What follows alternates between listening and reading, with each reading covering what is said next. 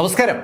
2012 December 24 ഉച്ചയ്ക്ക് ഏകദേശം ഒരു 3 മണിയായി കാണും. ആ സമയത്താണ് വട്ടിയൂർക്കാവിലെ പോലീസ് സ്റ്റേഷനിലേക്ക് ഒരു കോള് വന്നത്. ലേശം അവശ്യ നിലയിൽ ഒരാളുടെ ശബ്ദമാണ് ഫോൺ എടുത്ത പോലീസുകാരൻ കേട്ടത്. വിളിച്ചത് ഒരു അഡ്വക്കേറ്റ് ഹരിദാസ് ആണ്. അദ്ദേഹത്തിന്റെ വീട്ടിൽ ഒരു സംഭവം ഉണ്ടായിരിക്കുന്നുവെന്നും എത്രയും പെട്ടെന്ന് പോലീസ് എത്തണമെന്നുമാണ് അഡ്വക്കേറ്റ് ഹരിദാസ് സ്റ്റേഷനിലെ ആ പോലീസുകാരനോട് പറഞ്ഞത്. ഏകദേശം ഒരു 10-15 മിനിറ്റ് കഴിഞ്ഞതും വട്ടിയൂർക്കാവ് പോലീസ് സ്റ്റേഷനിൽ നിന്ന് പേരൂർക്കുടയ്ക്ക് വരുന്ന റോഡിൽ പുത്തൂർക്കോണം ക്ഷേത്രത്തിന് സമീപത്തെ കൈരളി നഗറിൽ ആ ജീപ്പെത്തി. സബ് ഇൻസ്പെക്ടറും ASIയും 3 പോലീസുകാരും ഓംകാർ എന്ന പേരുള്ള അഡ്വക്കേറ്റ് ഹരിദാസിന്റെ ആ വീട്ടിലേക്ക് കടന്നു. അവര് ആ വീടിനകത്തേക്ക് കടക്കുമ്പോൾ അവർ ആദ്യം കണ്ടത് അഡ്വക്കേറ്റ് ഹരിദാസിനെയാണ്. ഹരിദാസ് അവിടെയുള്ള സോഫയിൽ ഇരിക്കുകയാണ്. പോലീസുകാരെ കണ്ട് എണീക്കാൻ ലേശം ബുദ്ധിമുട്ടുന്ന ഹരിദാസിനെ കണ്ടതും പോലീസ് ഹരിദാസിനോട് വിവരം തിരക്കി. ഹരിദാസ് അകത്തെ റൂമിലേക്ക് കൈ കാണിച്ചു. പോലീസ് ഹരിദാസ് കാണിച്ച ആ റൂമിലേക്ക് കടന്നു ചെല്ലപ്പോൾ അവര് കണ്ടത് അവിടെ ബെഡ്റൂമിൽ ഒരാൾ കട്ടിലിൽ മലർന്ന് കിടക്കുന്നതാണ്. SIയും സംഘവും ആ മുറിക്കുള്ളിലേക്ക് കടന്നു. അവിടെ രത്നങ്ങൾ ചിതറിക്കിടക്കുന്ന കാഴ്ച അകത്തേക്ക് കടക്കുമ്പോൾ തന്നെ SIയും കൂടുതലുള്ളവർ ശ്രദ്ധിക്കുകയും ചെയ്തു. ഏകദേശം ഒരു 50-55 വയസ്സ് പ്രായമുള്ള വെളുത്ത് നല്ല വണ്ണമുള്ള ഒരാളാണ് കട്ടിൽ മലർന്നു കിടക്കുന്നത്. അയാളുടെ ആ കിടപ്പ് കണ്ട നിമിഷത്തിൽ തന്നെ അയാൾ മരിച്ചു എന്ന് ഉറപ്പാണ്. റൂമിന് പുറത്തിറങ്ങിയ SI ആ നിമിഷം തന്നെ പേരൂർക്കുട സർക്കിൾ ഇൻസ്പെക്ടർ പ്രതാപനെ വിവരം അറിയിച്ചു. ആ കാലഘട്ടത്തിൽ ഒരു സർക്കിളിന്റെ കീഴിൽ ഒന്നിലധികം പോലീസ് സ്റ്റേഷൻ വരും. പേരൂർക്കുട സർക്കിൾ ഇൻസ്പെക്ടറുടെ കീഴിലാണ് അന്ന് വട്ടിയൂർക്കാവ് പോലീസ് സ്റ്റേഷൻ പ്രവർത്തിക്കുന്നത്. C പ്രതാപൻ പേരൂർക്കുട പോലീസ് സ്റ്റേഷനിൽ നിന്ന് മണ്ണാമൂല വഴി ഈ പറഞ്ഞ വെന്യൂവിലേക്ക് നീങ്ങുന്നതിനിടയിൽ ACP K ബൈജുവിനെ വിളിച്ച് കാര്യം പറയുകയും ചെയ്തു. C പ്രതാപൻ സ്ഥലത്തെത്തുമ്പോൾ അവിടെ ആ ഓംകാർ എന്ന വീടിന് മുന്നിൽ ഒത്തിരി ആളുകൾ തടിച്ചുകൂടി നിൽപ്പുണ്ട്. പ്രതാപൻ അകത്തെത്തുമ്പോൾ SIയും സംഘവും അകത്തുള്ള ഹരിദാസിനോട് വിശേഷങ്ങൾ ചോദിക്കുകയാണ്. C പ്രതാപന്റെ സാന്നിധ്യത്തിൽ അഡ്വക്കേറ്റ് ഹരിദാസ് നടന്ന സംഭവങ്ങളൊക്കെ അവരോട് വിവരിച്ചു. അഡ്വക്കേറ്റ് ഹരിദാസിന് റിയൽ എസ്റ്റേറ്റുമായി ബന്ധപ്പെട്ട് കിട്ടിയ സുഹൃത്താണ് അകത്ത മുറിയിൽ കൊല്ലപ്പെട്ട നിലയിൽ കാണപ്പെടുന്നത്. അയാളുടെ പേര് ഹരിഹര വർമ്മ എന്നാണ്. അയാളുടെ പ്രധാന ബിസിനസ് രത്ന കച്ചവടമാണ്. പൂഞ്ഞാർ രാജവംശത്തിലെ ഭാസ്കർ വർമ്മയുടെ മകനായ ഹരിഹര വർമ്മ പലപ്പോഴും തിരുവനന്തപുരത്ത് വരുമ്പോൾ അഡ്വക്കേറ്റ് ഹരിദാസിനെ കാണാറുണ്ട്. ഈ പ്രാവശ്യം അഡ്വക്കേറ്റ് ഹരിദാസിന്റെ അടുത്തേക്ക് വന്നത് രത്നം വിൽക്കാൻ വേണ്ടിയാണ്. ബാംഗ്ലൂരിലുള്ള ചില ആളുകളാണ് രത്നം വാങ്ങാൻ വേണ്ടി ഹരിഹര വർമ്മയെ കാണാൻ വന്നത്. ഹരിഹര വർമ്മയും ആ ബാംഗ്ലൂരിൽ വന്ന ആളുകളും ആ മുറിയിലിരുന്ന് സംസാരിച്ചുകൊണ്ടിരിക്കുമ്പോൾ ഹരിദാസ് പുറത്തിരിക്കുകയായിരുന്നു. അവർ സംസാരിക്കുന്നതിനിടയിൽ എന്തോ ശബ്ദം കേട്ടതും ഹരിദാസ് ആ ബെഡ്റൂമിന് നേരെ തിരിഞ്ഞപ്പോഴാണ് ബെഡ്റൂം തുറന്ന് 4 ആളുകൾ പുറത്തേക്ക് ഓടി വരുന്നത് ഹരിദാസ് കണ്ടത്. നേരത്തെ ഹരിഹര വർമ്മയ്ക്കൊപ്പം സംസാരിച്ചിരുന്ന ആ 4 സംഘം പുറത്തേക്ക് ഓടി വരുന്ന കണ്ട ഹരിദാസ് എന്താ എന്ന് അവരോട് ചോദിക്കുമ്പോഴേക്കും അവര് ഹരിദാസിന്റെ മുഖത്ത് ഒരു തുണി പൊത്തിപ്പിടിച്ചു. അതിൽ ക്ലോറോഫോം ഉണ്ടായിരുന്നു. അതുകൊണ്ട് തന്നെ പിന്നീട് എന്താ സംഭവിച്ചതെന്ന് ഹരിദാസിന് ഒരു ഓർമ്മയില്ല. ഓർമ്മ വന്നപ്പോഴാണ് അയാൾ പോലീസ് സ്റ്റേഷനിലേക്ക് വിളിച്ച് കാര്യം പറഞ്ഞത്. കൊല്ലപ്പെട്ടത് പൂഞ്ഞാർ രാജവംശത്തിലെ ഒരാളാണെന്നും രത്ന കച്ചവടത്തിനിടയിലാണ് കൊല്ലപ്പെട്ടതെന്നുള്ള കാര്യം മുകളിലേക്ക് അറിഞ്ഞതിന്റെ ഫലമായി ACP ബൈജു ഉൾപ്പെടെയുള്ള ആളുകൾ സ്ഥലത്തെത്തി. ശരിക്കും ഒരു വൻ പോലീസ് സന്നാഹം തന്നെ ഈ സമയത്ത് ആ കൈരളി നഗറിലുണ്ട്. നാട്ടുകാരൊക്കെ ശരിക്കും അമ്പരപ്പോടെയാണ് ഈ വിവരങ്ങൾ അറിയുന്നത്. അവിടെ ഒരു രത്ന കച്ചവടക്കാരൻ ഉണ്ടായിരുന്നുവെന്നും അയാളുടെ അടുത്ത് നിന്ന് രത്നം വാങ്ങാൻ വന്ന ആളുകൾ അയാളെ കൊന്നു എന്നുള്ള കഥ പെട്ടെന്ന് പ്രചരിക്കുകയാണ്. ഇതിനിടയിൽ ഹരിദാസിനോട് കൂടുതൽ വിവരങ്ങൾ C പ്രതാപും സംഘവും ചോദിച്ചറിയുന്നുണ്ട്. ഹരിദാസിനെ അറിയാവുന്ന ആളുകളാണ് അവിടെ ആ മുറിയിൽ ഉണ്ടായിരുന്നു എന്നുള്ള കാര്യം ഹരിദാസ് പോലീസിനോട് സമ്മതിച്ചു. ആ ആളുകൾ വരുന്ന വിവരം ഹരിഹര വർമ്മയിൽ നിന്ന് അറിഞ്ഞതുകൊണ്ട് ഹരിദാസ് അവരെ നേരത്തെ ഫോണിൽ വിളിച്ചിരുന്നു. വിളിക്കുന്ന സമയത്ത് അവർ വട്ടിയൂർക്കാവ് എത്തിയിരുന്നു. വട്ടിയൂർക്കാവിൽ നിന്ന് ഒരു ടാക്സി പിടിച്ചാണ് പേരൂർക്കുടയ്ക്കുള്ള ആ റോഡിൽ ആ ക്ഷേത്രത്തിന് സമീപത്തുള്ള കൈരളി നഗറിലെ ആ ഓംകാർ വീട്ടിലേക്ക് അവർ വന്നത്. അവരുടെയൊക്കെ ഫോൺ നമ്പർ അഡ്വക്കേറ്റ് ഹരിദാസിന്റെ കയ്യിലുണ്ട്. സ്വാഭാവികമായിട്ടും പ്രതികൾ അവരാണെന്ന് അറിയാവുന്നത് കൊണ്ട് ആ നിമിഷത്തിൽ തന്നെ പോലീസ് ആ നമ്പറുകൾ ശേഖരിച്ചു. ആ നമ്പറുകൾ ഉടൻ തന്നെ സൈബർ സെല്ലിനെ ഏൽപ്പിക്കുകയും ചെയ്തു. സൈബർ സെല്ല് ആ നമ്പർ പരിശോധിക്കുമ്പോൾ ആ എല്ലാ നമ്പറും സ്വിച്ച് ഓഫ് ആണ്.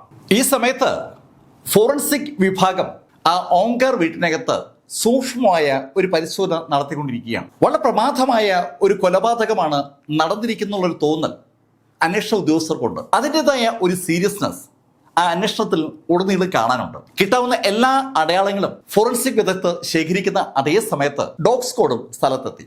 ഉദ്യോഗസ്ഥർ ആ പോലീസ് നായയുമായി ഹരിഹരവർമ്മ കിടക്കുന്ന മുറിയിലെത്തി. അവിടുന്ന് മണം പിടിച്ച് പുറത്തേക്കിറങ്ങിയ നായ ഓടിയെത്തി പുറത്ത് കിടക്കുന്ന കാറിനടുത്ത് വന്ന് അല്പനേരം നിന്നു. അവിടേക്ക് മണപ്പിച്ചതിന് ശേഷം ആ നായ ഗേറ്റിന് നേരെ ഓടുന്നതാണ് ആളുകൾ കാണുന്നത്.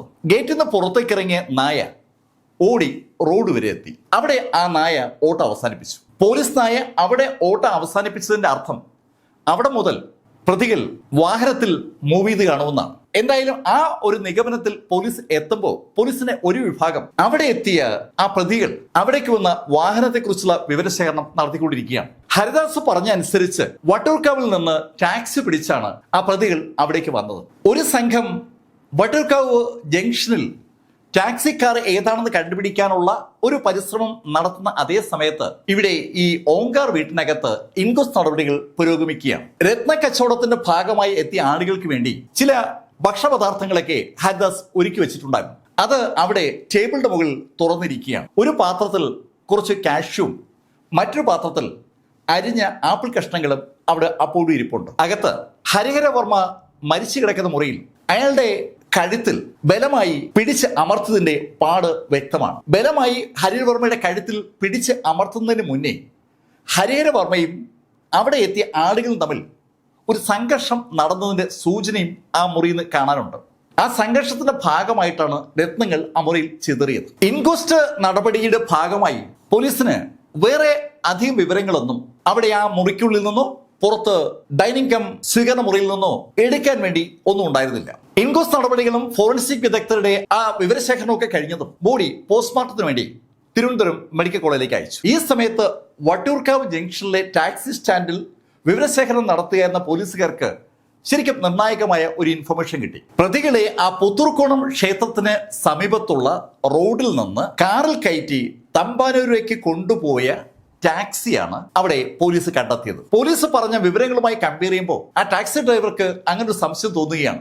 അഡ്വക്കേറ്റ് ഹരിദാസിന്റെ ആ ഓങ്കാർ വീട്ടിൽ നിന്ന് ഇറങ്ങി ഓടി മെയിൻ റോഡിലേക്ക് വന്ന ആ ആളുകളായിരിക്കും അയാളുടെ കാറിൽ കയറിയതെന്ന്. അയാൾ ആ കാര്യം പോലീസിനോട് പറഞ്ഞതും പോലീസ് അയാളോട് തുടർന്നുള്ള സംഭവങ്ങളൊക്കെ ചോദിച്ചു. അങ്ങനെ സംസാരിക്കുമ്പോഴാണ് ടാക്സി ഡ്രൈവർ ശരിക്കും നിർണായകമായ ഒരു കാര്യം പോലീസിനോട് പറഞ്ഞത്. പേരൂർക്കട നിന്ന് വട്ടിയൂർക്കാവ് ഭാഗത്തേക്ക് അയാളെ യാത്ര ചെയ്യുമ്പോഴാണ് അയാളെ കൈ കാണിച്ച് ഈ 4 സംഘം നിർത്തുന്നത്. അവിടെ നിന്ന് യൂട്ടേൺ എടുത്ത അയാൾ അവരെയും കൊണ്ട് ശാസ്തമംഗലം വഴി വെള്ളയമ്പലത്തെത്തി. വെള്ളയമ്പലത്ത് നിന്ന് വഴുതക്കാട് വഴിയാണ് തമ്പാനൂരിലേക്ക് പോയത്. വഴുതക്കാട് വഴി ആ കാറ് പോകുമ്പോൾ അവര് കൈവശമുണ്ടായിരുന്ന ഒരു കവറ് പുറത്തേക്ക് വലിച്ചെറിഞ്ഞിരുന്നു. ടാഗോർ തിയേറ്ററിന് അപ്പുറത്ത് ശ്രീമൂലം ക്ലബിന്റെ ഭാഗത്തായിട്ടാണ് ആ കവറ് വലിച്ചെറിഞ്ഞത്. അയാൾ അക്കാര്യം കൃത്യമായി ഓർത്തെടുത്ത് പോലീസിനോട് പറഞ്ഞതും പോലീസ് സംഘം ആ ഡ്രൈവറെയും കൊണ്ട് അതേ റൂട്ടിലൂടെ സഞ്ചരിച്ചു. കവറ് വലിച്ചെറിഞ്ഞു എന്ന് പറഞ്ഞ സ്ഥലത്ത് പോലീസ് വാഹനം നിർത്തി അവിടെ പരിശോധിച്ചപ്പോൾ ആ സംഘത്തിന് അവിടെ നിന്ന് ഒരു കവർ കിട്ടി. ആ കവറിനകത്ത് കൈയുറകളും പഞ്ഞിയും ക്ലോറോഫും കുപ്പിയും ഒരു ജ്യൂസ് കവറും കിട്ടി. അതൊക്കെ തൊണ്ടി സാധനങ്ങളായി പോലീസ് ശേഖരിച്ചു. ഇതേ സമയത്ത് അവിടെ ഓങ്കാർ വീട്ടിനകത്തു നിന്നും പോലീസിന് പഞ്ഞി കിട്ടിയിരുന്നു. ആ പഞ്ഞിയിൽ ക്ലോറോഫോം അണപ്പിച്ച് ഹരിഹരവർമ്മയെ മയക്കിയതിന് ശേഷമായിരിക്കും ഹരിഹരവർമ്മയുടെ കഴുത്തിൽ ഞെക്കിയതെന്നുള്ള ഒരു തോന്നലും പോലീസിനുണ്ട്. ക്ലോറോഫോം തന്നെ മണപ്പിച്ചു എന്നുള്ള കാര്യം അഡ്വക്കേറ്റ് ഹരിദാസ് പോലീസിനോട് പറഞ്ഞിട്ടുണ്ട്. അങ്ങനെ പറഞ്ഞതുകൊണ്ട് തന്നെ അഡ്വക്കേറ്റ് ഹരിദാസിനെ പോലീസ് ചെക്കപ്പിന് വേണ്ടി പേരുക്കുട ഹോസ്പിറ്റലിലേക്ക് ഷിഫ്റ്റ് ചെയ്തു. വട്ടൂർക്കാവിലെ ആ ടാക്സി ഡ്രൈവർ പ്രതികളെ തമ്പാനൂരിൽ എവിടെയാണ് ഡ്രോപ്പ് ചെയ്തെന്നുള്ള കാര്യം പോലീസിന് കാണിച്ചു കൊടുത്തു. അങ്ങനെ കാണിച്ചു കൊടുക്കുന്നിടയിൽ അവൻ പോലീസുകാരോട് ഒരു കാര്യം കൂടെ പറഞ്ഞു. സാർ, എനിക്ക് അവർ 500 രൂപ അധികമാണ് നൽകിയത്. ഞാൻ അവരെ തിരിച്ചു വിളിച്ചെങ്കിലും അവർ ധൃതിയിൽ കടന്നു പോവുകയായിരുന്നു. പണം അവർക്ക് ഒരു വിഷയമല്ല എന്ന ശൈലിയിൽ അവർ പെരുമാറിയെന്നാണ് ഡ്രൈവർ പോലീസിനോട് പറഞ്ഞത്. ആ 4 പ്രതികളുടെയും രേഖാചിത്രം വരയ്ക്കാൻ ഇപ്പൊ പോലീസിന് 2 ആളുകളുടെ സഹായം കിട്ടും.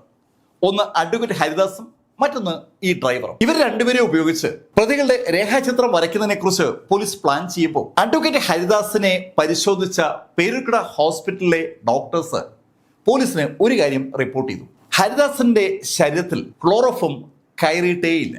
ക്ലോറോഫോം മണപ്പിച്ച് ബോധം കെടുത്തി എന്ന് ഹരിദാസ് പോലീസിനോട് പറഞ്ഞത് വ്യാജമാണെന്ന് ഡോക്ടേഴ്സിന്റെ സർട്ടിഫിക്കറ്റ് വ്യക്തമാക്കുകയാണ്.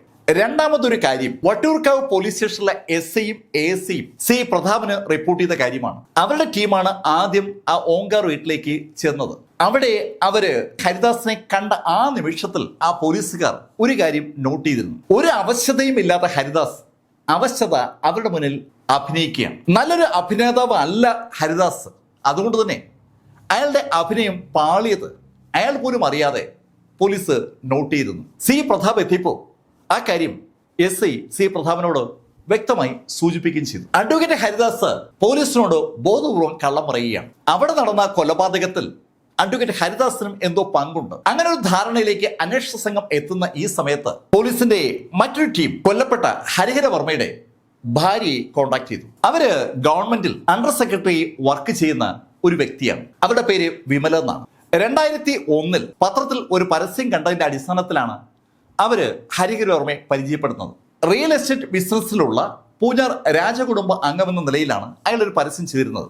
ആ സമയത്ത് വിമലയ്ക്ക് 35 വയസ്സാണ് പ്രായം. വിവാഹ പ്രായമൊക്കെ കഴിഞ്ഞു എന്ന് കരുതി ഇരിക്കുമ്പോഴാണ് വിമല ആ പരസ്യം കാണുന്നതും അവരും അവരുടെ ബന്ധുക്കളും ചേർന്ന് ആ പരസ്യത്തിന് റെസ്പോണ്ട് ചെയ്യുന്നതും അവസാനം ആ വിവാഹം നടക്കുന്നതും. ഹരിഹര വർമ്മയും വിമലയും ഒന്നിച്ച് അങ്ങനെ താമസിക്കുമ്പോഴാണ് കുറെ കൊല്ലങ്ങൾക്ക് ശേഷം യാദൃശ്യവശാൽ ഹരിഹര വർമ്മയുടെ ഒരു ഡോക്യുമെന്റ് അവർ കാണാനിടാവുന്നത്. അതൊരു ഫോട്ടോയാണ്. ഹരിഹര വർമ്മയും ഒരു സ്ത്രീയും ഒരു കുട്ടിയും കൂടി നിൽക്കുന്ന ഫോട്ടോയാണ് അവർ കണ്ടത്. ഏതാണ് ആ സ്ത്രീ എന്ന് വിമല ഹരിഹര വർമ്മയോട് ചോദിച്ചപ്പോൾ അയാൾ ആദ്യമൊക്കെ പറഞ്ഞൊഴിഞ്ഞെങ്കിലും അവസാനം അത് അയാളുടെ ഭാര്യയാണെന്നും കൂടെയുള്ളത് അയാളുടെ കുട്ടിയാണെന്നും അയാൾ വിമലയോട് പറഞ്ഞു. എന്തുകൊണ്ടാണ് വിമലയെ വിവാഹം കഴിച്ചിരിക്കുന്ന അതേ സമയത്ത് മറ്റൊരു സ്ത്രീയുമായി ബന്ധമുണ്ടാക്കിയതെന്നുള്ള കാരണം അയാൾ വിമലയോട് പറഞ്ഞിരുന്നു. വിമലയും അയാളും 2001 കല്യാണം കഴിച്ചെങ്കിലും അവർക്ക് കുഞ്ഞുങ്ങളില്ല. കുഞ്ഞിനു വേണ്ടിയാണ് അയാൾ വേറൊരു സ്ത്രീയെ വിവാഹം കഴിച്ചതെന്നാണ് അയാളുടെ അഭിപ്രായം. അവർ താമസിക്കുന്നത് പാലക്കാട് കോയമ്പത്തൂർ ഹൈവേയിലാണെന്നും വിമലയോട് ഹരിഹര വർമ്മ അന്ന് തന്നെ പറഞ്ഞിരുന്നു. വിമല ഈ സംഭവത്തിന് ശേഷം ഹരിഹര വർമ്മയിൽ നിന്ന് മാറി വേറിട്ട് താമസിക്കുകയാണ്. അതുകൊണ്ട് തന്നെ അയാളുടെ ബാക്കി ആക്ടിവിറ്റീസിനെ കുറിച്ചൊന്നും വിമലയ്ക്ക് ഒരു വിവരവുമില്ല. വിമലയിൽ നിന്ന് കളക്ട് ചെയ്യാൻ കഴിയുന്ന എല്ലാ ഇൻഫർമേഷനും പോലീസ് കളക്ട് ചെയ്തു. പോലീസിന് ഇപ്പോൾ ഒരു നിർണായക വിവരം കിട്ടിയിട്ടുണ്ട്. ഹരിഹര വർമ്മയുടെ ബന്ധങ്ങളെ കുറിച്ച് വിമലയും അതുപോലെ അഡ്വക്കേറ്റ് ഹരിദാസും പറഞ്ഞിരിക്കുന്ന കാര്യങ്ങൾ. ആ കാര്യങ്ങളുടെ ചുവട് പിടിച്ച് ഒരു അന്വേഷണം നടത്താൻ ACP ബൈജും സംഘവും തീരുമാനിച്ചു. ഒരു ടീമിനെ അതിനുവേണ്ടി പൂഞ്ഞാർ രാജകുടുംബത്തിലേക്ക് അയച്ചു. പൂഞ്ഞാർ രാജവംശത്തിലെ ഭാസ്കര വർമ്മയുടെ മകനാണ് ഹരിഹര വർമ്മ എന്ന് ഹരിഹര വർമ്മ ഭാര്യ വിമലയോടും അഡ്വക്കേറ്റ് ഹരിദാസിനോടും പറഞ്ഞിട്ടുണ്ടായിരുന്നു. അവർ രണ്ടുപേരും അക്കാര്യം പോലീസിനോട് സമ്മതിച്ചതുമാണ്. അതിന്റെ അടിസ്ഥാനത്തിൽ പൂഞ്ഞാർ രാജവംശത്തിലെത്തിയ പോലീസ് ശരിക്കും ഞെട്ടുന്നത് അവിടെ മുതലാണ്. പൂഞ്ഞാർ രാജവംശത്തിൽ അങ്ങനെ ഒരു ഭാസ്കര വർമ്മയും ഇല്ല, ഇതുപോലുള്ള ഒരു ഹരിഹര വർമ്മയും ഇല്ല. ഹരിഹര വർമ്മയുടെ ഫോട്ടോ പൂഞ്ഞാർ രാജവംശവുമായി ബന്ധമുള്ള എല്ലാ ആളുകളെ കാണിച്ചെങ്കിലും അവരാരും തന്നെ ഹരിഹര വർമ്മ എന്ന വ്യക്തിയെ കണ്ടിട്ട് പോലുമില്ല. അവർക്ക് അങ്ങനെ ഒരാളെ അറിയത്തുമില്ല. പക്ഷെ ഒരു കാര്യം അവർ പോലീസിനോട് പറഞ്ഞു, ഭാസ്കര വർമ്മ എന്നൊരാള് ഇതിന് സമീപത്ത് മാവേലിക്കരയിലുള്ള രാജകുടുംബത്തിലുണ്ട്. ഇനി അദ്ദേഹത്തിന്റെ മകനാണോ ബാക്കി കാര്യങ്ങൾ അദ്ദേഹത്തോട് ചോദിച്ചാൽ മതിയെന്ന് പൂഞ്ഞാർ രാജകുടുംബത്തിലെ ആളുകൾ പറഞ്ഞതും പോലീസ് സംഘം പൂഞ്ഞാറിൽ നിന്ന് നേരെ മാവേലിക്കര എത്തി. അവര് വലിയ പ്രതീക്ഷയോടെയാണ് അവിടെ എത്തുന്നത്. അവിടെ ഭാസ്കര വർമ്മയുണ്ട്. ഏകദേശം ഒരു 65 വയസ്സോളം പ്രായമുണ്ട് ആ സമയത്ത് ഭാസ്കര വർമ്മയ്ക്ക്. കഥകളൊക്കെ കേട്ട് കഴിഞ്ഞതും ഭാസ്കര വർമ്മ പോലീസിനോട് പറഞ്ഞത് രസകരമായ ഒരു ഉത്തരമാണ്. നിങ്ങളീ പറയുന്ന ഹരിഹര വർമ്മ എന്റെ മകനാകണമെങ്കിൽ ഞാൻ മിനിമം 9ാമത്തെ വയസ്സിലെങ്കിലും കല്യാണം കഴിക്കണം. ഇപ്പോ മരണപ്പെട്ടിരിക്കുന്ന ഹരിഹര വർമ്മയുടെ പ്രായം 55 ആണ്. ഭാസ്കര വർമ്മയുടെ പ്രായം ഏകദേശം 64-65 ആണ്. ഭാസ്കര വർമ്മ മറ്റൊരു കാര്യം കൂടി പോലീസിനോട് പറഞ്ഞു. ഈ ഹരിഹര വർമ്മ എന്ന പേരിൽ മാവേലിക്കരയിൽ അയാൾക്ക് ഓർമ്മയുള്ള ഒരു തലമുറയിലും ഒരാളും ജീവിച്ചിരുന്നില്ല. ഇപ്പോഴുമില്ല, നേരത്തെയുമില്ല. സമീപത്തുള്ള എല്ലാ രാജവംശങ്ങളിലും ഒന്ന് പരത്താനുള്ള ഒരു ത്വര സ്വാഭാവികമായും പോലീസിനുണ്ടായി. രാജകുടുംബം അംഗമാണ് ഹരിഹര വർമ്മ എന്ന് പോലീസിന് തോന്നാൻ വ്യക്തമായ ഒരു കാരണമുണ്ട്. അത് അവിടെ ആ ബോഡിയുടെ അടുത്തായി ചിതറിക്കിടുന്ന രത്നങ്ങളാണ്. അതോടൊപ്പം അഡ്വക്കേറ്റ് ഹരിദാസ് പറഞ്ഞ ഒരു കാര്യവും, ധാരാളം ഡോക്യുമെന്റുകൾ ഹരിഹര വർമ്മയുടെ കയ്യിൽ എപ്പോഴും ഉണ്ടാകാറുണ്ട്. ആ ഡോക്യുമെന്റുകൾ കാണിച്ച് അഡ്വക്കേറ്റ് ഹരിദാസിനോട് തന്നെ ഹരിഹര വർമ്മ ഒരു കാര്യം പറഞ്ഞിട്ടുണ്ട്. പൂഞ്ഞാർ രാജവംശവുമായി ബന്ധപ്പെട്ട് പിതൃസ്വത്തായി അദ്ദേഹത്തിന് ലഭിച്ച രത്നങ്ങളും മറ്റ് അനുബന്ധ സംവിധാനങ്ങളുമാണ് വിൽപ്പനയ്ക്കായി അയാൾ ഇപ്പോൾ കൈവശം വെച്ചിരിക്കുന്നത്. ഈ കാര്യങ്ങളൊക്കെ ഹരിദാസ് പറഞ്ഞതിന്റെ ഓർമ്മയിൽ സമീപത്തുള്ള രാജവംശങ്ങളിലൊക്കെ ഹരിഹര വർമ്മയുടെ ചിത്രം കാണിച്ച് ഒരു അന്വേഷണം ഒരു സംഘം നടത്തുമ്പോൾ മറ്റൊരു ടീം നേരെ പാലക്കാട് എത്തി. അവിടെ ഒരു സ്ത്രീയും കുട്ടിയും ഹരിഹര വർമ്മയ്ക്ക് ഉണ്ടെന്ന് വിമല പോലീസിനോട് പറഞ്ഞിരുന്നു. പാലക്കാട് കോയമ്പത്തൂർ ഹൈവേയിലാണ് ആ സ്ത്രീ താമസിക്കുന്നത്. പോലീസ് അവരുടെ വീട്ടിൽ കൃത്യമായി എത്തുകയും ചെയ്തു. അവരുടെ പേര് ഗിരിജ എന്നാണ്. വിമല പറഞ്ഞത് ശരിയാണ്. ഗിരിജ ഹരിഹരവർമ്മയുടെ ഭാര്യ തന്നെയാണ്. രേഖാമൂലം വിവാഹം കഴിച്ചു ചോദിച്ചാൽ അതിന് ഉത്തരം ഗിരിജയുടെ കയ്യിലില്ല. അവർ ഭാര്യ ഭർത്താക്കന്മാരായി താമസിക്കുകയാണ്. അവർക്കൊരു കുട്ടിയുമുണ്ട്. അവർക്ക് അറിഞ്ഞുകൂടാത്ത ഒരു കാര്യം ഈ വിമലയുമായി ഹരിഹരവർമ്മയ്ക്കുള്ള ബന്ധമാണ്. ഹരിഹരവർമ്മ ഒരു രാജകുടുംബ അംഗമാണെന്നും അധികം ബന്ധുക്കളില്ലെന്നും റിയൽ എസ്റ്റേറ്റ് ബിസിനസ്സിലാണ് അയാൾ ഇടപെടുന്നതെന്നൊക്കെ ഭാര്യ ഗിരിജയ്ക്ക് അറിയാം. അത്രയും കാര്യങ്ങൾ ഗിരിജ പോലീസിനോട് സമ്മതിക്കുകയും ചെയ്തു. ഗിരിജയുടെ വീട് പരിശോധനയ്ക്ക് വിധേയമാക്കിയ പോലീസിന് അവിടെ നിന്ന് 3647 രത്നങ്ങളുടെ ഒരു ശേഖരം കിട്ടി.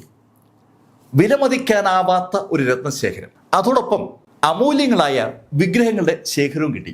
രത്നങ്ങൾ വ്യാപാരം നടത്തുന്ന വ്യാപാരിയാണ് ഹരിഹരവർമ്മ എന്നുള്ള കാര്യം ഗിരിജയോട് ഹരിഹരവർമ്മ പറഞ്ഞിട്ടുള്ളത് കൊണ്ട് തന്നെ ഹരിഹരവർമ്മയുടെ ആ സ്വത്തുക്കളിൽ, ആ ശേഖരത്തിൽ ഗിരിജ ഇതുവരെയും ശ്രദ്ധിച്ചിരുന്നില്ല. ആ രത്നങ്ങൾ പിടിച്ചെടുത്ത പോലീസ് അവിടെ നിന്ന് ലഭിച്ച പാസ്പോർട്ട് പരിശോധിക്കുമ്പോൾ അവർക്ക് ഒരു അഡ്രസ്സ് കിട്ടി. ആ അഡ്രസ്സ് കോയമ്പത്തൂരുള്ളതാണ്. പോലീസ് സംഘം നേരെ കോയമ്പത്തൂർക്ക് തിരിച്ചു. കോയമ്പത്തൂര് രാമനാഥപുരത്ത് ഒരു കരുണാനിധി നഗറുണ്ട്. ആ നഗറിലെ ഒരു വീട്ടഡ്രസ്സാണ് പാസ്പോർട്ടിൽ കാണപ്പെടുന്നത്. ആ വിലാസം തിരക്കി പോലീസ് ആ വീട്ടിൽ തന്നെ എത്തി. അവിടെ ഇപ്പൊ വേറെ ആളുകളെ താമസിക്കുന്നത്. അവരോട് തിരക്കിയപ്പോ അവർക്ക് ഹരിഹരവർമ്മയെ അറിയില്ല. അടുത്തുള്ള ആളുകളോടൊക്കെ പോലീസ് ഹരിഹരവർമ്മയെ കുറിച്ച് തിരക്കി തുടങ്ങി. ഹരിഹരവർമ്മയെ കുറിച്ച് തിരക്കി നടക്കുന്ന പോലീസിന് അവസാനം ഒരു ഇൻഫർമേഷൻ കിട്ടി. കുറെ കൊല്ലങ്ങൾക്ക് മുമ്പ് ആ ഫോട്ടോയിൽ കാണുന്ന ശൈലിയിലുള്ള ഒരാള് അവിടെ താമസിച്ചിരുന്നു.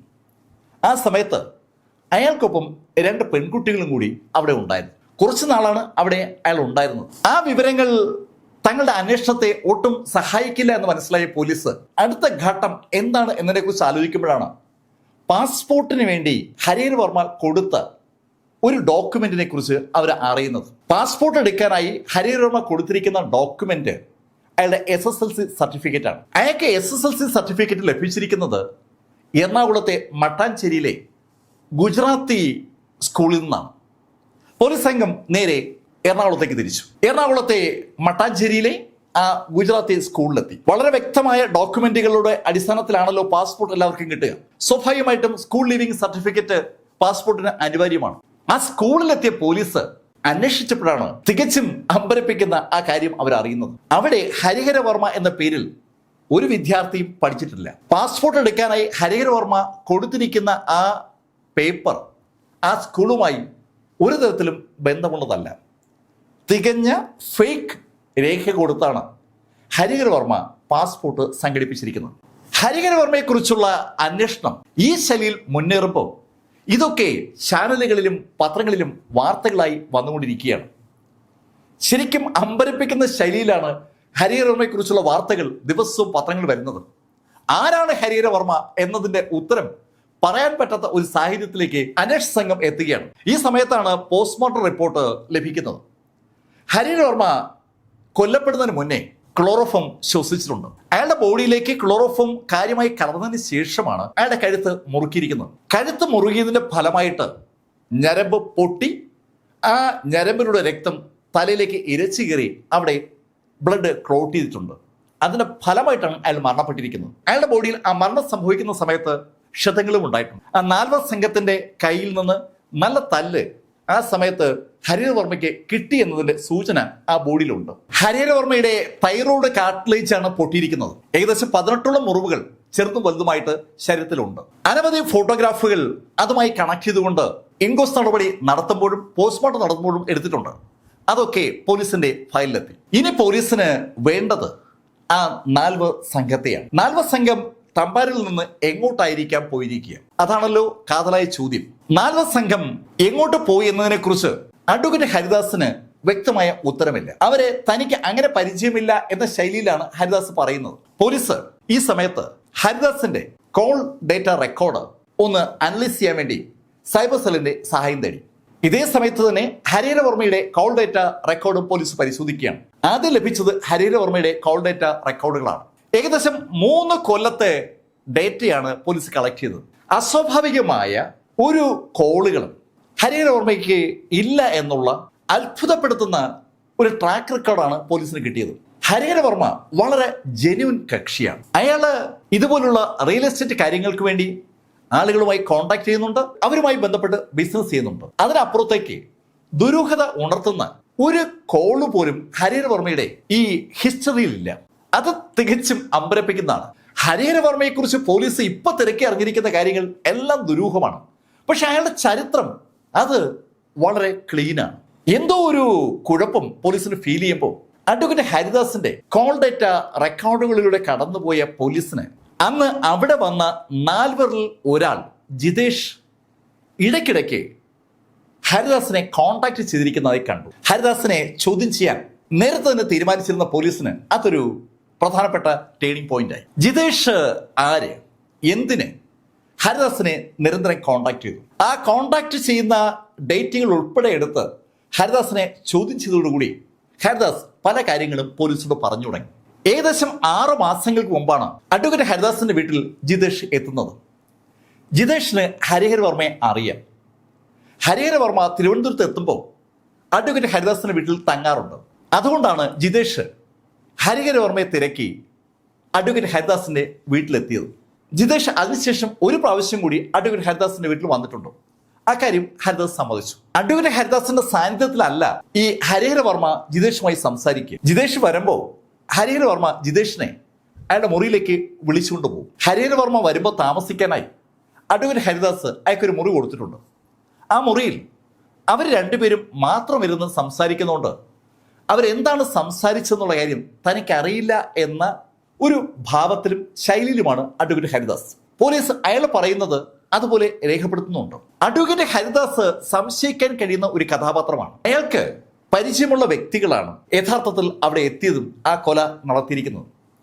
പക്ഷെ അവരെ എവിടെയുണ്ടെന്നുള്ള കാര്യം ഹരിദാസിന് അറിയില്ല എന്നാണ് ഹരിദാസ് പറയുന്നത്. ഈ ജിതേഷ് ആദ്യമായി ഹരിഹരവർമ്മയെ കാണാൻ വന്നപ്പോൾ മാത്രമാണ് താൻ പരിചയപ്പെട്ടെന്നുള്ള ശൈലിയിലാണ് ഹരിദാസ് പോലീസിനോട് ഇടപെടുന്നത്. എന്തായാലും ആ ഭാഗത്ത് അങ്ങനെ കാര്യങ്ങൾ നടക്കുമ്പോൾ സൈബർ സെൽ വളരെ നിർണായകമായ ഒരു ഇൻഫർമേഷൻ കണ്ടെത്തി. ഇതേ ജിതേഷിന്റെ മൊബൈൽ ഫോൺ സ്വിച്ച് ഓൺ ആയ കാര്യമാണ് അവർ കണ്ടെത്തിയത്. ഫോൺ സ്വിച്ച് ഓൺ ആയിരിക്കുന്നത് ബാംഗ്ലൂരിലാണ്. ഉടൻ തന്നെ സി പ്രതാപിന്റെ നേതൃത്വത്തിൽ ഒരു സംഘം ബാംഗ്ലൂരിലേക്ക് തിരിച്ചു. അവർക്ക് അധികം ബുദ്ധിമുട്ടില്ലാതെ ആ 4 പേരെയും പൊക്കാൻ പറ്റി. 4 പേരെ പൊക്കാൻ ചെന്ന് അവർക്ക് പക്ഷേ 5 പേരെ കിട്ടി. 5ാമൻ ഒരു ജോസഫാണ്. ജിതേഷിന് പുറമെ ഒരു രാകേഷും ഒരു അജീഷും പിന്നെ ഒരു രഗിനും കൂടി അവരുടെ കൂട്ടത്തിലുണ്ട്.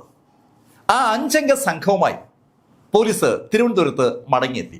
ACP അവരെ ചോദ്യം ചെയ്യുന്ന സമയത്ത് SP പുട്ടല വിമലാദിത്യയും അവരുടെ അന്വേഷണത്തിന്റെ ഭാഗമായി. വളരെ പ്രമാദമായ ഒരു കേസായി ഈ സമയത്ത് ഈ വിഷയം മാറിയിരിക്കുകയാണ്. പത്രങ്ങളായ പത്രങ്ങളും ഓൺലൈൻ മാധ്യമങ്ങളും TV ചാനലും ഒക്കെ ഈ വിഷയത്തെ എടുത്തിട്ട് അലക്കുകയാണ്. ഫേസ്ബുക്ക് വളരെ സജീവമായി മാറിയിരിക്കുന്ന കാലഘട്ടമായതുകൊണ്ട് ഹരിഹരവർമ്മ എന്ന കഥാപാത്രത്തെ കുറിച്ചുള്ള കഥകൾ ഇഷ്ടംപോലെ ഫേസ്ബുക്കിൽ അങ്ങനെ സജീവമായി ചർച്ച ചെയ്യപ്പെടുകയാണ്. ആരാണ് ഹരിഹരവർമ്മ? ആ ചോദ്യം വളരെ സജീവമായി നിൽക്കുമ്പോഴാണ് ഈ 5 അംഗ സംഘത്തെ പോലീസ് ചോദ്യം ചെയ്തു തുടങ്ങുന്നത്. ചോദ്യം ചെയ്ത് വരുമ്പോൾ ഒരു കാര്യം വ്യക്തമായി. അവർ 5 പേരും എഞ്ചിനീയറിംഗ് കോളേജ് വിദ്യാർത്ഥികളാണ്. അവര് എഞ്ചിനീയറിംഗ് കോളേജിലെ പഠനം മുന്നോട്ട് കൊണ്ടുപോകുന്നത് രസകരമായ ചില ബിസിനസ്സുകൾ ചെയ്തുകൊണ്ടാണ്. അവർക്ക് പരിചയമുള്ള അവരുടെ നാടുകളിലെ മറ്റ് കുട്ടികളെ അവര് പഠിക്കുന്ന കോളേജിലേക്കോ അല്ലെങ്കിൽ സമീപത്ത് മറ്റു കോളേജിലേക്കോ റിക്രൂട്ട് ചെയ്യും. പ്രൈവറ്റ് എഞ്ചിനീയറിംഗ് കോളേജുകൾ ബാംഗ്ലൂരിൽ ഇഷ്ടംപോലെ ഉണ്ട്. എഞ്ചിനീയറിംഗ് കോളേജുകളെ പോലെ തന്നെ MBA കോളേജുകളും മറ്റ് പ്രൊഫഷണൽ കോളേജുകളും ഉണ്ട്. അവിടേക്ക് പിള്ളേരെ കൊണ്ടുകൊടുത്താൽ കമ്മീഷൻ കൊടുക്കുന്ന ഒരു പതിവുണ്ട്. ആ കമ്മീഷനാണ് അവരെ ആ പരിപാടിയിലേക്ക് ആകർഷിച്ചത്. കമ്മീഷൻ വാങ്ങിച്ച ആ പരിപാടിയിൽ അവർ സജീവമായി മുന്നോട്ട് പോകുമ്പോഴാണ് അവർ ഒരു കാര്യം മനസ്സിലാക്കുന്നത്.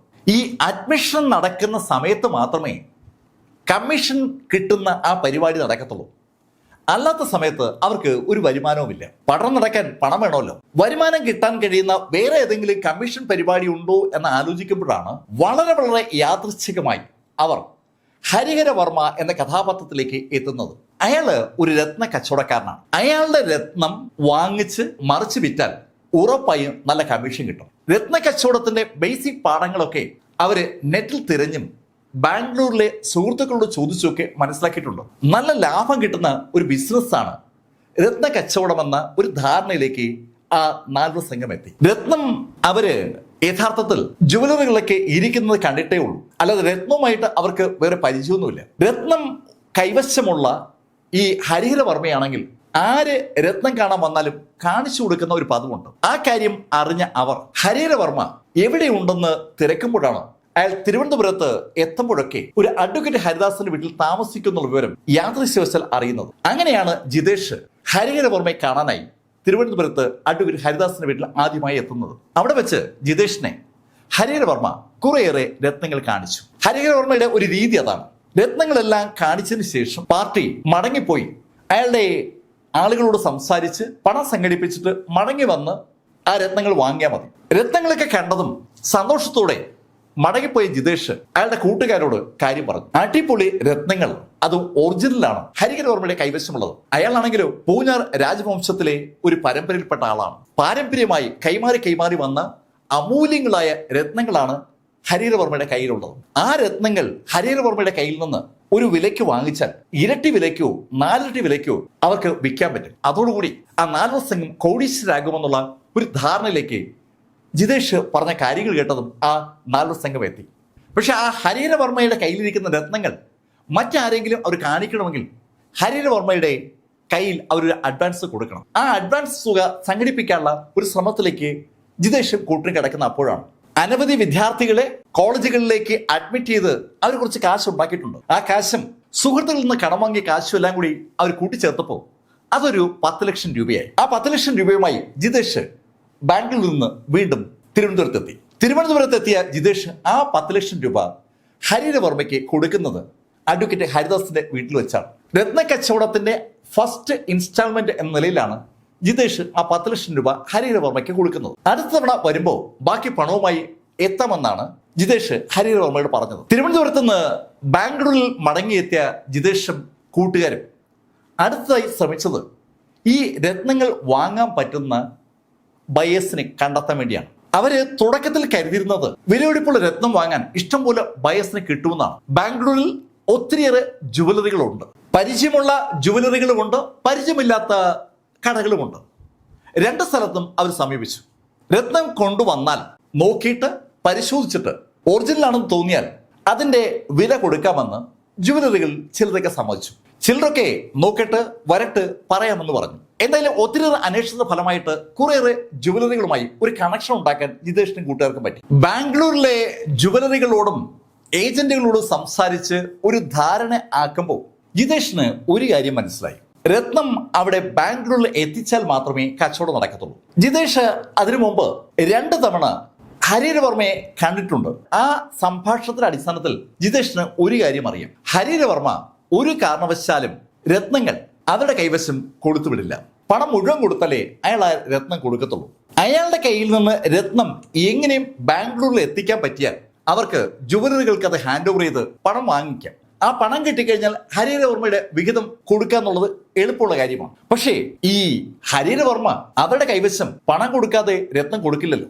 അതൊരു വല്ലാത്ത പ്രശ്നമായി മാറിയതും ആ 4 സംഘം ആലോചിച്ചെടുത്ത ഒരു തീരുമാനത്തിൽ ഒരു പുതിയ കഥാപാത്രം കൂടി എത്തി. അതാണ് ജോസഫ്. ജോസഫ് ഉൾപ്പെടെയുള്ള ആ 4 സംഘം ജിതേഷിനെ ബാംഗ്ലൂരിൽ നിർത്തിയിട്ട് തിരുവനന്തപുരത്തേക്ക് ചെല്ലുക. ജിതേഷ് ബാംഗ്ലൂരിൽ നിന്നുകൊണ്ട് ഒരു ഓപ്പറേഷൻ നടത്താൻ പോവുകയാണ്. ആ ധാരണയായതും ജിതേഷ് ഒരു നമ്പറിൽ നിന്ന് ഹരിഹരവർമ്മയുടെ ഫോണിലേക്ക് വിളിച്ചു. ഫോൺ അറ്റൻഡ് ചെയ്ത ഹരിഹരവർമ്മയോടായി ജിതേഷ് പറഞ്ഞു, ഞാനേ കർണാടക CM-ന്റെ മകനാണ്. ഞാൻ 4 ആളുകളെ നിങ്ങളുടെ വീട്ടിലേക്ക് അയക്കാം. നിങ്ങൾ അവരുടെ കൈവശം രത്നങ്ങൾ കൊടുക്കുകയാണെങ്കിൽ നിങ്ങൾ ആഗ്രഹിക്കുന്ന വില അതിന് ഞാൻ നൽകാം. വില എനിക്കൊരു വിഷയമേ അല്ല, പക്ഷേ രത്നങ്ങൾ ഒറിജിനൽ ആയിരിക്കണം. അത് കേട്ടതും ഹരിഹരവർമ്മ കർണാടക CM-ന്റെ മകനോട് പറഞ്ഞു, സാർ അതിനെക്കുറിച്ച് ആലോചിച്ച് അങ്ങ് ടെൻഷൻ അടിക്കണ്ട.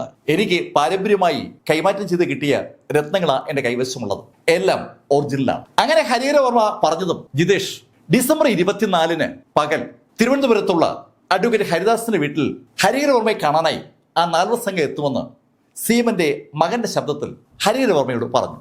ഈ സംഭവം കഴിഞ്ഞതിന് ശേഷമാണ് ആ 4 സംഘം ജിതേഷ് ഇല്ലാതെ തിരുവനന്തപുരത്തേക്ക് എത്തുന്നത്. അവിടെ എത്തിയ അവർ അഡ്വക്കേറ്റ് ഹരിദാസിനെ കണ്ടു. ആ 4 സംഘം അഡ്വക്കേറ്റ് ഹരിദാസിനോട് സംസാരിക്കുമ്പോൾ അകത്തുണ്ടായിരുന്ന ഹരിഹരവർമ്മ അവരുടെ മുന്നിലേക്ക് വന്നു. അല്പനേരത്തെ സംഭാഷണത്തിന് ശേഷം ഹരിഹരവർമ്മയും ആ 4 സംഘവും ഹരിഹരവർമ്മ താമസിക്കുന്ന മുറിക്കുള്ളിലേക്ക് കടന്നു. അവിടെ അവര് സംഭാഷണം ആരംഭിച്ചു. ആ 4 സംഘം കർണാടക CM-ന്റെ മകൻ പറഞ്ഞതിന്റെ അടിസ്ഥാനത്തിലാണ് അദ്ദേഹത്തെ കാണാനെത്തിയിരിക്കുന്നത്.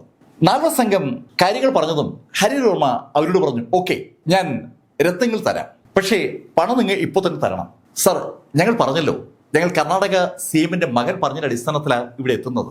ഈ രത്നങ്ങൾ ഞങ്ങൾ അദ്ദേഹത്തിന്റെ കയ്യിൽ എത്തിച്ചാൽ ആ നിമിഷം അദ്ദേഹം പണം നമുക്ക് ഹാൻഡ് ഓവർ ചെയ്യും, ഞങ്ങളത് അങ്ങേക്ക് തരാം. അങ്ങനെ ഹരിഹരവർമ്മയോട് ആ ആളുകൾ പറഞ്ഞതും ഹരിഹരവർമ്മ അവരോട് പറഞ്ഞു, ഏയ് അതൊന്നും നടക്കത്തില്ല, ഞാൻ രത്നം നൽകണമെങ്കിൽ നിങ്ങൾ എനിക്ക് പണം നൽകിയേ പറ്റൂ. വളരെ വ്യക്തമാണ് ഹരിഹരവർമ്മയുടെ ഡിമാൻഡ്. ആ സംഭാഷണം ഒന്ന് മുറുകി വന്നപ്പോൾ ആ നാൽവർ സംഘം ഹരിഹരവർമ്മയോട് പറഞ്ഞു, ഓക്കെ, ഞങ്ങള് സീമന്റെ മകനോട് സംസാരിച്ചിട്ട് യുക്തമായി ഇത് ചെയ്യാം. അങ്ങനെ പറഞ്ഞിട്ട് ഏകദേശം ഒരു ഉച്ചയോട് അടുപ്പിച്ച് ആ നാൽവർ സംഘം ഹരിഹരവർമ്മയുടെ മുറിയിൽ നിന്ന് പുറത്തിറങ്ങി. ആ സമയത്ത് പുറത്ത് അഡ്വക്കേറ്റ് ഹരിദാസ് ഉണ്ട്. ഹരിദാസിനോട് ഭക്ഷണം കഴിച്ചിട്ട് വരാമെന്ന് പറഞ്ഞ് ആ നാൽവർ സംഘം അവിടുന്ന് പുറത്തിറങ്ങി. അവര് പുറത്തു പോയി ഏകദേശം ഒരു മണിക്കൂർ കഴിഞ്ഞപ്പോൾ മടങ്ങിയെത്തുകയും ചെയ്തു. മടങ്ങിയെത്തി അഡ്വക്കേറ്റ് ഹരിദാസിനോട് സംസാരിച്ചതിന് ശേഷം അവര് ഹരിഹരവർമ്മയ്ക്കൊപ്പം ആ മുറിക്കുള്ളിലേക്ക് കടന്ന ആ നാൽവർ സംഘം വീണ്ടും പഴയ ഡിമാൻഡ് ഹരിഹരവർമ്മയുടെ മുന്നിൽ വെച്ചെങ്കിലും ഹരിഹരവർമ്മ അതിൽ വീണില്ല. അവസാനം അത് പതുക്കെ വഴക്കാവുകയാണ്. വഴക്ക് ഒന്ന് മൂർച്ഛിച്ചു വന്നതും അവര് ഹരിഹരവർമ്മയോട് അവര് കൊടുത്ത അഡ്വാൻസ് മടക്കി ചോദിച്ചു.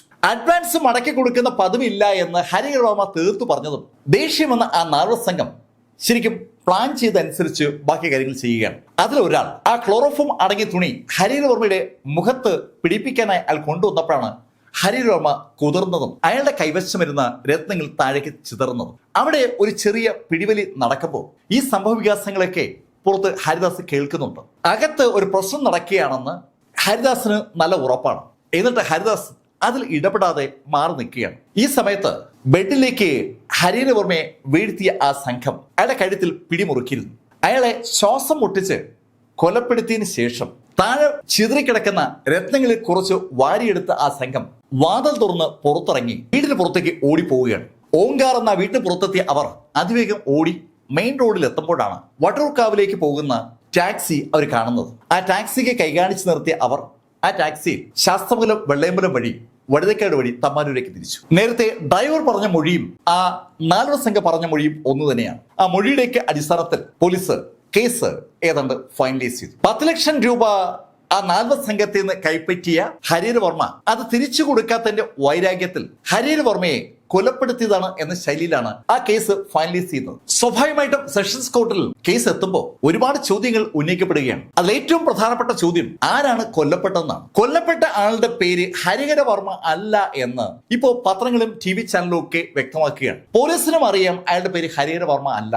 അയാൾ ആര്, അയാൾ എവിടത്തുകാരനാണ്, അയാളുടെ അച്ഛനാര്, അമ്മയാര് തുടങ്ങിയ ധാരാളം ചോദ്യങ്ങൾ പോലീസും സ്വയം ചോദിക്കുന്നുണ്ട്, പത്രങ്ങളും ചോദിക്കുകയാണ്, TV ചാനലുകളിൽ ചോദിക്കുകയാണ്. സ്വാഭാവികമായിട്ട് ആ ചോദ്യങ്ങൾ പ്രതിയുടെ ഭാഗത്തു നിന്നുള്ള അഡ്വക്കേറ്റുമാരും കോടതിയിൽ ചോദിച്ചു. കൊല്ലപ്പെട്ട ആള് ആരാണെന്ന് അറിഞ്ഞുകൂടാത്ത സ്ഥിതിക്ക് ഹരിഹരവർമ്മ എന്ന പേരിലുള്ള ഒരാളെ കൊന്നതിന് ഈ ആളുകളെ എങ്ങനെ ശിക്ഷിക്കും? ഇപ്പോ പ്രതികളുടെ ലിസ്റ്റിൽ 6 പേരുണ്ട്. ഹരിഹരവർമ്മ കൊല്ലപ്പെട്ട സമയത്ത് അയാൾക്കൊപ്പം ഉണ്ടായിരുന്ന ആ 4 പേരും ആ വീട്ടുടമ ഹരിദാസും പിന്നെ ഈ ആക്ഷന് മേൽനോട്ടം വഹിച്ച് ബാംഗ്ലൂരിൽ നിന്ന് സീമന്റെ മകനെന്ന് പറഞ്ഞ് വിളിച്ച ആ ജിതേഷും. ആ 6 പേരെയും പ്രതികളാക്കുമ്പോൾ ആദ്യത്തെ 4 പ്രതികളുടെ സ്ഥാനത്ത് ഒരാൾ ജിതേഷാണ്, 5-മനാണ് ജോസഫ്, 6-മനാണ് ഹരിദാസ്. ഈ 6 പേരെയും ചൂണ്ടിക്കാണിച്ചിട്ട് ഇവർക്ക് വേണ്ടി ഹാജരാകുന്ന ഡിഫൻസ് വക്കീലുമാർ അവതരിപ്പിക്കുന്നത് വ്യക്തമായ ന്യായമാണ്. ഹരിഹരവർമ്മയെ കൊന്നതിന് അവർ ശിക്ഷിക്കപ്പെടുന്നു. പക്ഷെ കൊല്ലപ്പെട്ടത് ഹരിഹരവർമ്മ അല്ല എന്ന് കോടതിയിൽ പ്രൂവ് ചെയ്യപ്പെടുകയാണ്. അത് മറ്റാരോ കൊല്ലപ്പെട്ടതിന് ഹരിഹരവർമ്മയുടെ പേരിൽ ഇവരെ ശിക്ഷിച്ചാൽ അതെങ്ങനെ ശരിയാവും? വളരെ വിചിത്രമായ കേസായതുകൊണ്ട് കോടതിയെ തെറ്റിദ്ധരിപ്പിക്കാൻ കഴിയുന്ന ശൈലിയിൽ ഡിഫൻസ് വാദമുഖങ്ങളൊക്കെ ഒരുക്കിയെങ്കിലും 72ഓളം സാക്ഷികളെയും 142 തൊണ്ടുമുതലുകളും ഒക്കെ ആയി പോലീസും പ്രോസിക്യൂഷൻ ചേർന്ന് അതിവിദഗ്ധമായി ആ കേസ് കോടതിയിൽ പ്രസന്റ് ചെയ്യാൻ എല്ലാ തെളിവുകളും ആ നാൽവർ സംഘം അഡ്വക്കേറ്റ് ഹരിദാസിന്റെ വീട്ടിലെത്തിയത് തെളിയിക്കുകയാണ്. അവിടെ ആ നാൽവർ സംഘവും അവിടെ ഉണ്ടായിരുന്ന ആളെ കൊന്നു എന്നുള്ള കാര്യത്തിൽ സംശയമില്ല. കൊല്ലപ്പെട്ടത് ഹരിഹരവർമ്മയാണോ അല്ലയോ എന്നുള്ളതൊരു വിഷയമല്ല. ഒരാളെ കൊന്നത് ഈ 4 പേരും ചേർന്നിട്ടാണ്. അതിനെ ഒത്താശ ചെയ്തുകൊണ്ട് മറ്റൊരാൾ കൂടി ഉണ്ട്. കോടതിയിൽ ആ ശൈലിയിൽ വാദങ്ങൾ നടന്നപ്പോൾ ഡിഫൻസ് അവരുടെ വാദങ്ങളും അതിശക്തമായി അവതരിപ്പിച്ചു. എന്തായാലും ഡിഫൻസിന്റെ വാദങ്ങളെ തള്ളി പറഞ്ഞുകൊണ്ട് സെഷൻസ് ജഡ്ജ് ആ നാൽവർ സംഘത്തിന് ഇരട്ട ജീവപര്യന്തമാണ് വിധിച്ചത്. അതോടൊപ്പം പിഴയുമുണ്ട്. 5-മത്തെ പ്രതിയായ ജോസഫ് അവസാന നിമിഷത്തിൽ മാത്രം അവരുടെ ഭാഗമായ ആളാണ്. അയാൾ യഥാർത്ഥത്തിൽ ഹരിഹരവർമ്മയുടെ പുറത്ത് തൊട്ടിട്ടേ ഇല്ല എന്ന് ബാക്കി 3 പേരുടെയും മൊഴികളിൽ നിന്ന് പോലീസിന് ഏതാണ്ട് വ്യക്തമാണ്. അത് കോടതിയിൽ പറയുകയും ചെയ്തു. ആ കാരണത്താൽ സംശയത്തിന്റെ ആനുകൂല്യം നൽകി ജോസഫിനെ സെഷൻസ് ജഡ്ജ് വെറുതെ വിട്ടു. അതുപോലെ സംശയത്തിന് ആനുകൂല്യം കിട്ടിയത് അഡ്വക്കേറ്റ് ഹരിദാസിനാണ്. ഹരിദാസിന്റെ എല്ലാ പ്രവർത്തനങ്ങളും ഈ കേസുമായി ബന്ധപ്പെട്ട് സംശയാസ്പദമാണ്. എന്തായാലും പ്രോസിക്യൂഷന് ഹരിദാസിനെ കൊടുക്കാൻ കഴിയുന്ന ശൈലിയിൽ വാദമുഖങ്ങൾ അവതരിപ്പിക്കാൻ പറ്റാത്തതുകൊണ്ട് സെഷൻസ് ജഡ്ജ് ഹരിദാസിനെയും വെറുതെ വിട്ടു. ആ വിധി ഉണ്ടാകുന്നത് 2014 മെയ് മാസത്തിലാണ്. പ്രതികളും അതുപോലെ തന്നെ ഗവൺമെന്റും അപ്പീലുമായി ഹൈക്കോടതിയിലെത്തി. ഗവൺമെന്റ് അപ്പീൽ ചെയ്യുന്നത് ഹരിദാസിനെയും ജോസഫിനെയും വെറുതെ വിട്ട ആ വിധി റദ്ദാക്കാൻ വേണ്ടിയാണ്. പ്രതികൾ അപ്പീൽ ചെയ്യുന്നത് അവരെ കൂടി വെറുതെ വിടണം എന്നാവശ്യപ്പെട്ടുകൊണ്ടാണ്. 2022 ഹൈക്കോടതിയിൽ അപ്പീൽ വാദം പൂർത്തീകരിക്കപ്പെട്ടു. ഹൈക്കോടതി സെഷൻസിന്റെ വിധി അംഗീകരിക്കുകയാണ് ചെയ്തത്. ജോസഫിനെയും അതുപോലെ ഹരിദാസിനെയും വെറുതെ വിട്ട സെഷൻസിന്റെ വിധിയും ശരിയാണെന്നാണ് ഹൈക്കോടതിയുടെ അഭിപ്രായം.